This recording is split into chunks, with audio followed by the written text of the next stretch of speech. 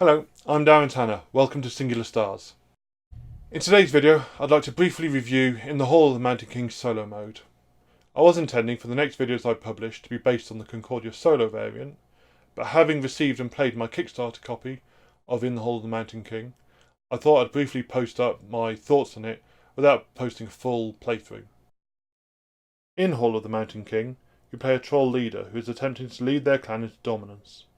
You dig tunnels, recruit trolls, and attempt to position statues as close to the heart of the mountain as possible. The game comes with some gorgeous components and some excellent game trays that really help you get playing quickly. In the standard competitive multiplayer game, these actions will generate you victory points, and there are a number of interesting aspects to the game. There's recruiting trolls, forming the basis of a cascading engine. Tunnelling can be used to gain access to areas, area control or resource collection, and spells allow minor game-breaking effects to occur, such as placing a tunnel in a distant area without having to pay the associated cost. However, this review is specifically around the solo mode. In the solo mode, you don't score victory points. Instead, you're in a race to place specified coloured statues at certain points relative to the dungeon heart. The race is driven by a deck of curse cards. Every turn you draw a new curse, and that curse will have certain negative effects, and should 7 be in play at any one point, then you lose.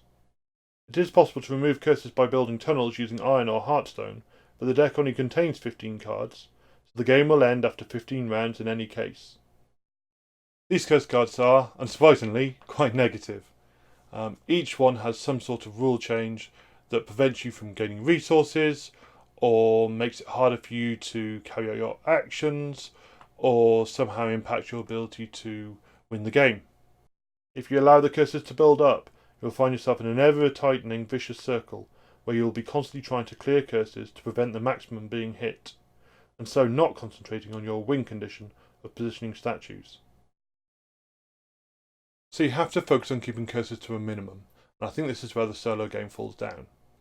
In order to remove curses, you have to build tunnels, using either iron or heartstone. If you use normal stone, you aren't going to be removing any curses. So because you have to focus then on iron or heartstone, you find that heartstone itself is actually quite rare. In the normal multiplayer game, heartstone generates you a lot of VPs. But in the multiplayer game, where you don't have VPs, you instead basically have to focus on a strategy using iron.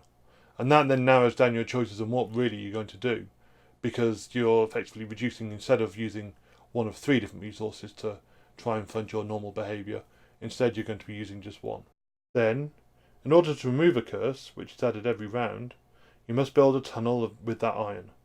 But on your turn you have to make a choice between recruiting a troll, and hence gaining resources, or tunnelling. If you don't recruit trolls, you are going to run out of resources very quickly, so effectively you're going to have to not remove a curse roughly every other round.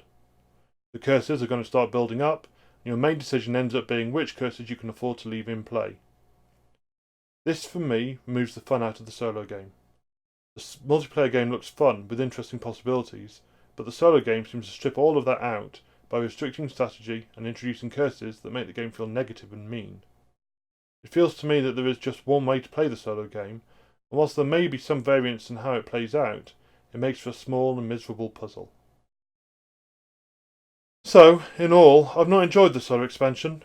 It is worth saying that the solo expansion can also be played cooperatively, and I do wonder if playing 2 or 3 players might actually improve this mode significantly, as there would only be a single curse produced each round, so you could spread the responsibility of managing it between the players.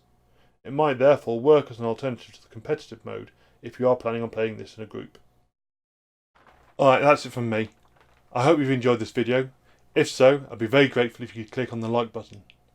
And if you'd like to get a notification for when my next video, looking at the solo variant for Concordia, is released, or any of my future solo board game videos, then please subscribe below.